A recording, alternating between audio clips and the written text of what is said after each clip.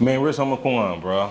He passed away about a couple of months ago now. I think about a couple of months. You knew him? Man, Oh, yeah, I actually did. okay. Yeah, You got a yeah. story you want Through to share? London, I had been around him a bunch of times.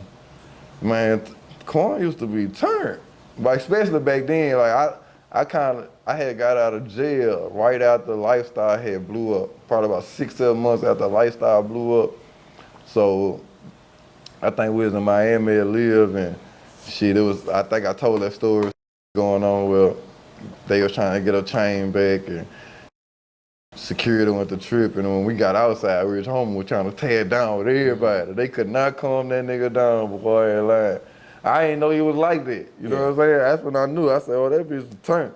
And that nigga kind of remind me, I'm gonna tell you, cause you know, back in the Gap, I used to do them drugs. You know what I'm saying? Drink, lean. You know, drink is lean. So I'm just, you know, making sure people know what I'm talking about. But anyway, you know, pills here and there, X pills, Miley, you know what I'm saying? You know, I used to be a turn, rock.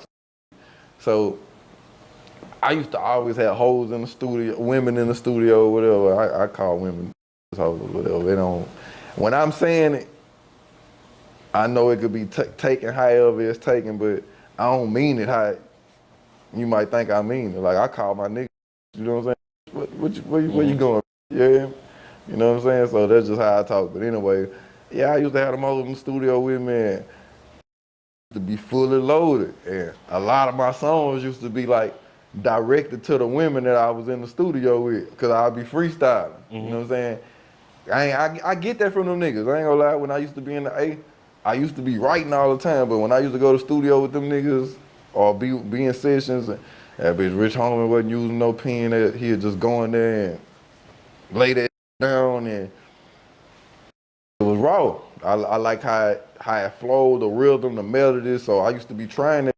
So when I came back home to Baton Rouge, nigga, I really believe, cause Cali Kilo told me this. She say, and the other people have told me this too. They was like, man, you was the first nigga I saw like really getting in the booth, not writing, no phone, just freestyling, punching that down. You know what I'm saying? Whole song. Yeah. So you know, I really got from Thug and Rich Homie. You know what I'm saying? Like they was like one of the first two I seen doing it. But long story short, I think we was in a hit factory in Miami. That nigga had some hoes in there. I think he was on this level. I don't know what he was on because I wasn't doing it with him, but I knew he was on this level. But I think that's when Milk Marie was made. Just cause I remember when he was in that trip, and you know, and you know, sometimes when you in there listening to a nigga record, especially a high nigga, you be like, man, what that nigga in there doing? You know what I'm saying? That's probably the best time to make something. What? But it might sound crazy to you when he making it. You know what I'm saying? Yeah. And then that shit go to coming together. You know what I'm saying? You see a nigga vision come to light right then and there. I was like, oh yeah, that shit raw. That shit dope. You know what I'm saying? That nigga made a hit right in my face, right with some hoes. You know what I'm saying? Like I seen it happen. Boom. You know what I'm saying? If it wasn't Milk Marie, it was another song that ended up turned up like that. You know what I'm saying? But I really believe it was Milk Marie. But anyway, yeah, and I think I was at a Jesus session and Jesus wanted some like new, you know, this was like when music was changing, like cadences, you know, it was all about cadence, melody rap, like it was mumble rap, like they was calling it. And you know, Jesus got like a slower draw, like, you know, he was just trying some new shit. So he got Rich Homie to come in there and lay some templates for him. And then he tried to go back over him. I was like, shit ain't finna work for Jesus. I mean, he did it, but it just, you know, just what, you know, you gotta stick to your guns. What's Yeah, for stick to you your is what's style. for you, you know what I'm saying?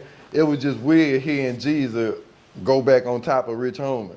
And I don't think them records never came out either, you know what I'm saying? Yeah. Jesus got his own little flow. Yeah, shout out my nigga Ziggy. That's what he used to be with Jesus. Or he probably still be with that nigga. Yeah. But like after he passed, bro, his brother came out with like it's the fans' fault for turning their back on him. You know, kind of pick a side, made him fade to the back. Do you feel like it's the fans' fault at the end of the day? Like, I can't say it's their fault, but I can say the fans probably definitely affected his creative process and how he approached doing music, and probably made him probably, you know, nigga already done drugs, but when you going through something, you tend to, drugs are supposed to be recreational.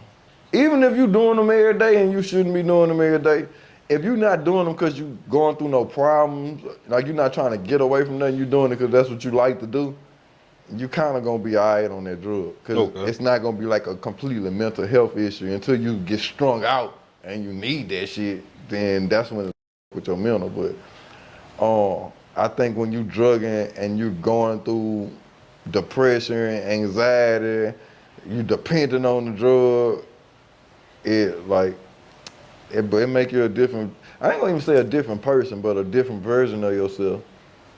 You know what I'm saying? Second guessing yourself. I think I've been there. Yeah. I've definitely been there. That's probably why I can speak on it for sure. Yeah. Yeah. But yeah, man, rest in peace, rest home, Yeah, bro. RIP Quan. Yeah. I hit the Quan every chance I get. Yeah, for sure. Probably the only dance I know how to do good right now. Yeah.